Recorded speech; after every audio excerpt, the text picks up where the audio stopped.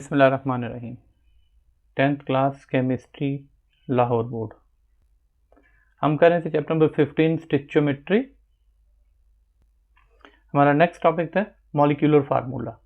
Molecular formula जैसे कि हमने पीछे एम्पिरिकल फार्मूला में पढ़ा था। एम्पिरिकल फार्मूला क्या होता है? The formula which shows simple whole number ratio. जबकि मॉलिक्यूलर फार्मूला बिल्कुल इसका उलट हो जाएगा। मॉलिक्यूलर फार्मूला क्या है? The formula which shows the actual number of atom present in the molecule of a substance, यानी कि जो एग्जैक्ट या एक्चुअल है वो जो बताएगा वो मॉलिक्यूलर फार्मूला है। जबकि एम्पिरिकल फार्मूला क्या था? जो कि सिंपल होल नंबर रेशियो बताता था। जबकि मॉलिक्यूलर फार्मूला वो फार्मूला है जो कि एग्जैक्ट हमें ये बताएगा कि उसके जो नंबर ऑफ उसके अंदर एटम्स हैं किसी भी मॉलिक्यूल या किसी भी सब्सटेंस के मॉलिक्यूल के अंदर जितने भी एग्जैक्ट नंबर हैं उनके बारे में जो बताता है वो मॉलिक्यूलर फार्मूला कहलाता है। मिसाल के तौर पे हम ग्लूकोज का फार्मूला लेते हैं। ऐसी सूरत में क्या होता है? अगर उसका एम्पिरिकल लेते हैं तो देखिए सिंपल होल नंबर रेशियो थी CH2O। तो जो इसका ये है, ये हमारे पास मॉलिक्यूलर फार्मूला है जिसमें कि एग्जैक्ट नंबर ऑफ हमें मॉलिक्यूल्स के इसमें अंदर एटम्स के पता होते हैं। तो लिहाजा ये जो है ये इसका मॉलिक्यूलर फार्मूला है और ये जो है ये इसका एम्पिरिकल फार्मूला है। ये फार्मूला होता है, हम इस तरीके से जो है वो मॉलिक्यूलर फार्मूला फाइंड आउट कर सकते हैं। n इंटू एम्पिरिकल फार्मूला, जो एम्पिरिकल फार्मूला है उसको n जो है उसके साथ मल्टीप्लाई कर दिया जाता है। जबकि n से मुराद होल नंबर है, ठीक है, n से मुराद होल नंबर होता है। ये देखें इसमें से हमारे पास जो n 6 के इक्वल आ रहा है, चूँकि हमने इसको सबको 6 की रेशियो से किया तो n जो है ना ये as whole number empirical formula के लिए हर एक के लिए डिफरेंट होगा। जैसे कि इसमें से 6 आ गया।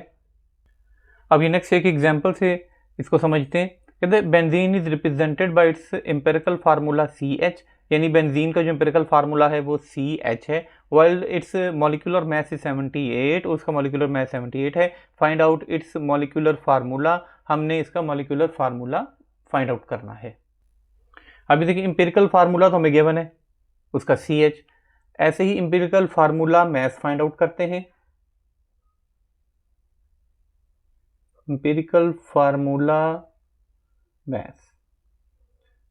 मैथ हम इसमें किस तरीके से निकालेंगे कि देखें क्या है उसका C और H।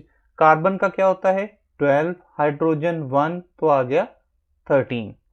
अब हमें जो मॉलिक्यूलर मैथ गिवन है, मॉलिक्यूलर मैथ हमें उसमें गिवन है कि मॉलिक्यूलर मैथ इसका क्या होता है? मॉलिक्यूलर मैथ है इसका 78। बेंजीन का हमें पहले गिवन है 78।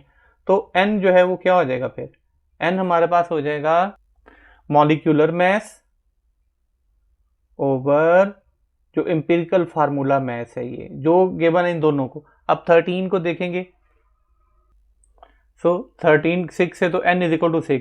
अब जो फार्मूला था हमारे पास ऊपर उसमें वैल्यूज पुट कर देते हैं कि उसका मॉलिक्यूलर फार्मूला क्या होता है n इंटू एम्पिरिकल फार्मूला। अब n मेरे पास आया है 6। इस हिसाब से हमारे पास जो बनेगा मॉलिक्यूलर फार्मूला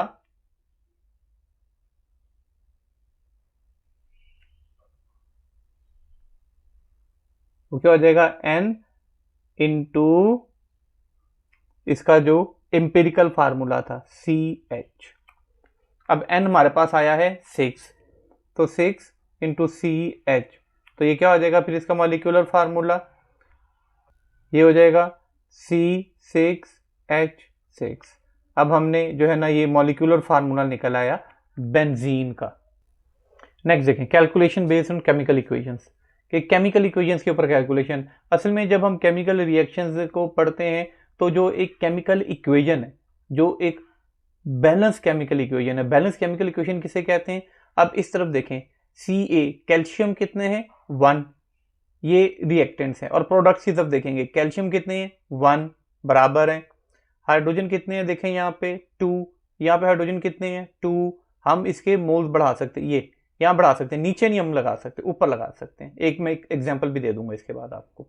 ये H2, ये भी 2 हाइड्रोजन। क्लोरीन देखें 2, क्लोरीन 2, ऑक्सीजन 3, और ये 1 ये और 2 ये 3, और कार्बन जो है वो यहाँ पे 1 है, ठीक है, यहाँ पे भी कार्बन 1 है। तो ये कंप्लीट एक बैलेंस केमिकल इक्वेशन यहाँ पे लिखी गई है। तो जो एक कंप्लीट बैलेंस केमिकल इक्वेशन है ये हमें बताती है कि मैस रेशो रिएक्टेंट्स और प्रोडक्ट्स का, के रिएक्टेंट्स और प्रोडक्ट्स के जो मैसेज हैं इसके दरमियान में रेशो क्या है। इसी की वजह से हम जो है वो प्रोडक्ट या रिएक्टेंट में से कोई एक अगर गिवन ना हो, लेट्स सपोज कि अगर बताता है कैल्शियम कार्बोनेट ये गिवन नहीं है, बाकी में गिवन है, तो हम कैलकुलेट करके दूसरों के मैसेज वगैरह ऐसी चीज़ें जो है वो फाइंड आउट कर सकते हैं। ये बाकी जो है वो एग्जैक्ट हम आगे न्यूमेरिकल्स आएंगे इसके इंशाल्लाह नेक्स्ट लेक्चर। आज ये चैप्टर खत्म करके नेक्स्ट टॉपिक में न्यूमेरिकल्स होंगे, उस न्यूमेरिकल्स में सारी कैलकुलेशंस आपकी क्लियर होती जाएंगी। फॉर एग्जांपल नाइट्रोजन और हाइड्रोजन, ये रिवर्सेबल है। बहरहाल मैं इसको डायरेक्ट अभी ज़्यादा नहीं बता रहा कि इसके ऊपर प्रेशर भी लगता है, टेम्परेचर भी लगता है 400 से 450 और सारा कुछ। तो ये मिलके नाइट्रोजन हाइड्रोजन मिलके अमोनिया बनाते हैं NH3। अब ये बैलेंस नहीं है, यहाँ पे देखिए नाइट्रोजन कितने हैं 2, यहाँ पे कितने 1, यहाँ पे हाइड्रोजन कितने हैं 2, यहाँ पे कितने हैं 3, बैलेंस नहीं है। अब इसको बैलेंस करेंगे, सबसे पहले किसी एक को ले लेते हैं। ये क्या है नाइट्रोजन 2 है, मैं यहाँ पे 2 लगा के देखूंगा, 2 नाइट्रोजन पूरे हो गए। अब देखें हाइड्रोजन, ये 3 और 2, 3 2 ज़ा 6, यहाँ पे तो 2 है तो लिहाजा यहाँ पे 3 लगा दिया जाएगा। सो ये 6 हाइड्रोजन 2 नाइट्रोजन 6 हाइड्रोजन 2 नाइट्रोजन, ये बैलेंस केमिकल इक्वेशन हो गई। ये छोटी है, सिर्फ एक छोटे से एग्जाम्पल के लिए, बाकी जो है वो हम उसमें से करेंगे इंशाल्लाह जब नेक्स्ट इसके न्यूमेरिकल करेंगे। तो बहरहाल सिर्फ एक छोटा सा आपको बताने का कि केमिकल इक्वेशन बैलेंस का क्या मतलब है कि जो प्रोडक्ट रिएक्टेंट्स हैं और प्रोडक्ट्स हैं ये दोनों बराबर, इनकी बराबर में होने चाहिए कि जितने रिएक्टेंट्स इधर हैं उतने ही प्रोडक्ट होंगे according to law of mass के, कंजर्वेशन ऑफ मैथ्स का लॉ है जब केमिकल रिएक्शंस हो रहे होते हैं। तो इसको जो है वो बैलेंस केमिकल इक्वेशन कहते हैं। और यहाँ से हम कैलकुलेट करते हैं बाकी रिएक्टेंट्स का मैस, प्रोडक्ट का मैस, कितने जो है वो ग्राम क्या मिला और कितने ग्राम क्या बना, ये सारी चीज़ें फाइंड आउट की जा सकती हैं। नेक्स्ट देखें लिमिटिंग रिएक्टेंट्स। लिमिटिंग रिएक्टेंट्स किसे कहते हैं? कहते हैं in a chemical reaction reactants are not always mix according to stoichiometric ratios shown in the balance chemical equation. कि जब भी केमिकल रिएक्शन होता है तो रिएक्टेंट्स हमेशा उस तरीके से नहीं मिलाए जाते जैसे कि हमें स्टोइचोमेट्रिक रेशियो में और बैलेंस इक्वेशन में दिखाया जाता है। ज़्यादातर ऐसा किया जाता है जब एक्सपेरिमेंटल वर्क किया जाता है कि जो ज़्यादा रिएक्टेंट्स हैं वो नॉर्मली तौर पर उनको ज़्यादा यूज़ किया जाता है, वो ज़्यादा यानी कि एक्सेस में ज़्यादा अमाउंट में इसको इस्तेमाल किया जाता है।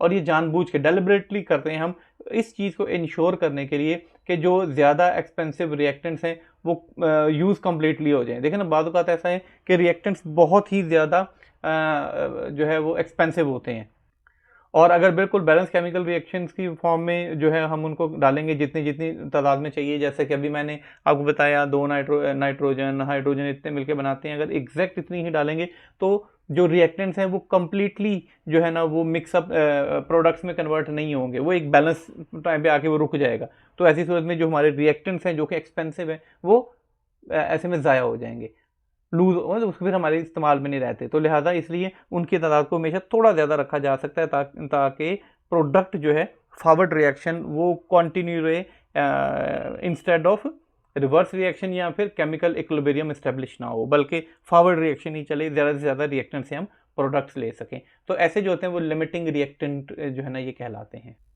नेक्स्ट देखें how to identify limiting reactant. कहते हैं limiting reactant present the chemical reaction can be identified by carrying out the following steps. कैसे? Calculate the number of moles of the reactant from the amount provided, के जो हमें provide given है reactants वगैरह, ठीक है, हम उसके नंबर ऑफ मोल्स जो है वो कैलकुलेट करेंगे। Next one calculate the number of moles of the product, और जो प्रोडक्ट निकली है उनके भी मोल्स को जो है वो करेंगे। अब ऐसे में हमें पता चल जाएगा कि कौन सा जो है वो लीस्ट अमाउंट ऑफ प्रोडक्ट दे रहा है, ठीक है। अब वो जो होगा वो लिमिटिंग रिएक्टेंट होगा, यानी कि सबसे पहले हमने क्या किया कि number of moles of the reactant find out किए, फिर number of moles of the product find out किए। अब जिसके मोल्स के सबसे कम मिकदार निकलेगी वही हमारा लिमिटिंग रिएक्टेंट होगा। नेक्स्ट देखें यील्ड। यील्ड किसे कहते हैं? बेसिकली ये यील्ड कहते हैं the quantity of product obtained when chemical reaction is performed, ठीक है। ये जो है वो एक्चुअल यील्ड होती है। अब दो किस्म के, आपने जो कैलकुलेट किया, हमने केमिकल रिएक्शन लिया और उसकी कैलकुलेशन की। कैलकुलेशन कैसे कि हमने देखा कि हमने इतने मोल रिएक्टेंट डाले, इतने मोल प्रोडक्ट आ गए, तो ये आपकी कैलकुलेशन जो आपने अपनी कॉपी पे कर ली है ये जो है वो आपकी एक्चुअल यील्ड है। लेकिन जब केमिकल रिएक्शन होगा तो कंडीशंस ऐसी आएंगी और भी कई ऐसी चीज़ें होंगी जिसकी वजह से जो आपके पास प्रोडक्ट निकलेंगे वो थोड़े कम होंगे, वो एक्चुअल यील्ड होगी। वो थ्योरेटिकल यील्ड थी, और जो एक्चुअल यील्ड है ये हमेशा थ्योरेटिकल यील्ड से कम होती है। एक्चुअल यील्ड जो है वो अगर आप कहते हैं जी कि 100 ग्राम जो हाइड्रोजन है और 100 ग्राम जो है वो ऑक्सीजन है, उसको मिला के हम 200 ग्राम वाटर बना लेंगे, तो ऐसा नहीं है। ये आपका थ्योरेटिकल यील्ड है, आपने अपनी कॉपी पे ये कैलकुलेट कर लिया है। लेकिन जो एक्चुअल यील्ड होगी वो हमेशा कम होगी। अब ये जो ज़्यादातर इस चीज़ का केमिस्ट जिस चीज़ पे होते हैं इंटरेस्टेड वो होते हैं एफिशिएंसी। अब जो जितनी ज़्यादा मिकदार में जो है वो जिसकी जो थ्योरेटिकल यील्ड है वो जितनी ज़्यादा होती जाती है, वो हमारे लिए उतना ही जो है ना वो बाय परसेंटेज उसको वो प्रेफर करते हैं। एक्चुअल यील्ड जिसकी ज़्यादा हो जाएगी उसको जो है ना वो केमिस्ट कहते हैं कि उतना ही अच्छा जो केमिकल रिएक्शन है। लाइक अभी मैंने अमोनिया की एग्जांपल दी, ठीक है, तो हाइबर प्रोसेस है, तो ये इसमें जो है ना वो बहुत कम मिकदार में बाय प्रोडक्ट, मिसाल के तौर पर सॉल्वे प्रोसेस है, तो ये इनकी यील्ड जो है वो काफ़ी ज़्यादा होती है। लिहाजा इस प्रोसीजर को जो है वो ज़्यादा से ज़्यादा यूज़ किया जाता है जितना भी सोडियम कार्बोनेट, बाइकार्बोनेट्स वगैरह प्रिपेयर किए जाते हैं। तो इन शॉर्ट थ्योरेटिकल यील्ड जो है वो यील्ड है जो कि हमने वैसे अपनी कॉपी पे कैलकुलेट वगैरह करके निकाल ली थी, और एक्चुअल यील्ड वो यील्ड है जो कि हकीकत में वहाँ से निकलती है उस केमिकल रिएक्शन के से। देखें इसको एग्जांपल से समझते हैं। कहते हैं a chemist reacts 50 gram of zinc with excess of nitric acid, के उसने क्या किया, जिंक को जो है वो excess amount of nitric acid, काफ़ी ज़्यादा नाइट्रिक एसिड के साथ जो है इसी कैसे मिलाया कि वो 80.2 ग्राम जिंक नाइट्रेट को हासिल करना चाहता है। तो ऐसे में हमने जो है उसकी थ्योरेटिकल यील्ड और परसेंटेज यील्ड जो है वो फाइंड आउट करनी है। इसके लिए ज़रूरी है कि सबसे पहले हमें एक बैलेंस केमिकल इक्वेशन जो है उसकी बनानी है। तो ये हमारे पास जो है वो एक बैलेंस केमिकल इसकी इक्वेशन हमने लिख ली है, ठीक है। यानी कि उसने खुद ही कहा है जिंक नाइट्रिक एसिड से मिला तो जिंक नाइट्रेट बना, ठीक है। वो क्वेश्चन में गिवन है ZnNO3 हमारे पास होल ट्वाइस में बना, जिंक नाइट्रेट में कन्वर्ट हुआ। और जब भी ये प्रॉपर्टीज में याद रखना है एसिड की कि जब भी एसिड मेटल के साथ मिलता है तो साथ में हाइड्रोजन गैस जो है वो लिबरेट होती है। तो सबसे पहले आपने केमिकल इक्वेशन बैलेंस करनी है। ये क्लास 7 और क्लास 8 में और क्लास 9 में भी हमें शायद एसिड्स का कोई टॉपिक है, ठीक है, प्रॉपर्टीज ऑफ एसिड्स वगैरह, उसमें सारे केमिकल रिएक्शंस ये गिवन है। दूसरा स्टेप आपने इसका जो है वो करना है कि आपने इसके नंबर ऑफ मोल्स निकालने हैं। नंबर ऑफ मोल्स क्या होते थे, मोल्स होता था मैस ओवर मोलर मैस। सो इसका मैस देखें कितना है 50 ग्राम। जिंक कितना इस्तेमाल हुआ है, जिंक हमारे पास कितना इस्तेमाल हुआ है 50 ग्राम। तो 50 ओवर हम इसका मोलर मैस निकालेंगे, Zn का, नाइट्रोजन का, ऑक्सीजन का 3 सबको मल्टीप्लाई करके जो है वो हम फाइंड आउट कर लेंगे। तो ये हमारे पास जो है इसका आ जाएगा 65.37। अब इन दोनों को डिवाइड करेंगे तो 0.76 आ जाएंगे, ये है। और साथ में हमारे पास जिंक नाइट्रेट की जो गिवन है वो है 80.2 ग्राम्स। अब हमने इसकी थ्योरेटिकल यील्ड और परसेंटेज यील्ड दोनों चीज़ें फाइंड आउट करनी है। तो सबसे पहले आपने केमिकल बैलेंस केमिकल इक्वेशन बनानी है, उसके बाद उसके नंबर ऑफ मोल्स निकाल लेने हैं, और फिर ये हमें गिवन है कि उसने 80.2 ग्राम जो है वो जिंक नाइट्रेट जो है वो हासिल किया था। तो बाकी कैलकुलेशन उसके बाद, तो पहले थ्योरेटिकल यील्ड फाइंड आउट करते हैं। अब ये देखें केमिकल इक्वेशन में से कितने जिंक थे और कितने जो है वो हमें जिंक नाइट्रेट मिले। इसमें देखें इसके साथ कुछ नहीं तो क्या है, इसमें 1 मोल है ना। ये अगर यहाँ पे 2 लगा होता 2 मोल होते, 3 लगा होता 3 मोल होते, तो अभी तो यहाँ पे 1 है। इससे हमें क्या पता चला कि 1 mole of zinc gives 1 mole of zinc से कितने बनते हैं 1 मोल ऑफ जिंक नाइट्रेट, ठीक है, ZnNO3 होल ट्वाइस। इसका देखें 1 मोल था तो इसका भी हमारे पास 1 मोल ही आया, 1 मोल से 1 मोल बनाया। अब हमारे पास कितने मोल थे उसके 0.76। इसका क्या मतलब हो जाएगा कि 0.76 मोल्स जो हैं वो जिंक, ठीक है, वो कितना देंगे, वो आ जाएगा 0.76 into moles of ZnNO3 zinc nitrate. अब 0.76 है तो उसके कितने मोल्स थे हमारे पास पहले आ गए थे, वो उनको मल्टीप्लाई कर देंगे। तो ये हमारे पास क्या हो जाएगा 0.76 इंटू ZnNO3 का पूरे हम जो मोलर मास निकालेंगे तो आ जाएगा 189.38। वो आप कैलकुलेट कर सकते हैं, पीरियोडिक टेबल में से भी जिंक के हर एक के गिवन है। अब इन दोनों को मल्टीप्लाई करते हैं तो आपके पास आ जाएगा 143.92 ग्राम्स। तो ये उसकी थ्योरेटिकल यील्ड है कि इतने आना चाहिए। अब हमने जो है वो परसेंटेज यील्ड फाइंड आउट करनी है। तो परसेंटेज यील्ड का फार्मूला क्या था, actual yield divided by theoretical yield multiply by 100। अब जो एक्चुअल यील्ड हमें गिवन है वो है 80.2 ग्राम्स। 80.2 ओवर थ्योरेटिकल यील्ड अभी हमने निकाली, ये तो हमें उसमें क्वेश्चन में ही गिवन है। ये हमारे पास आ गई 143.92 मल्टीप्लाई बाय 100। हम इसको पूरे को सॉल्व करेंगे तो 55.7%। ये आपकी जो है ना वो हमारे पास परसेंटेज यील्ड आ जाएगी। एक्चुअल इतनी होनी चाहिए जबकि सिर्फ 55.7% हमारे पास इसमें से एक्चुअली आएगी। नेक्स्ट देखिए परसेंटेज प्योरिटी। असल में केमिस्ट्री में जो प्योरिटी है इसका मतलब होता है कि कितनी जो सब्सटेंस है वो इम्प्योरिटी से फ्री है, यानी कि कितनी वो खालिस है। ठीक है, यही जो है ना वो तो परसेंटेज प्योरिटी यहाँ से पढ़ते हैं। कहते हैं purity refers to the degree to which substance is free from impurities, कि कोई भी सब्सटेंस कोई चीज़ जो है वो इम्प्योरिटीज से कितनी फ्री है, उसके बगैर कितनी है। Percentage impurity of a compound indicates the amount of pure compound.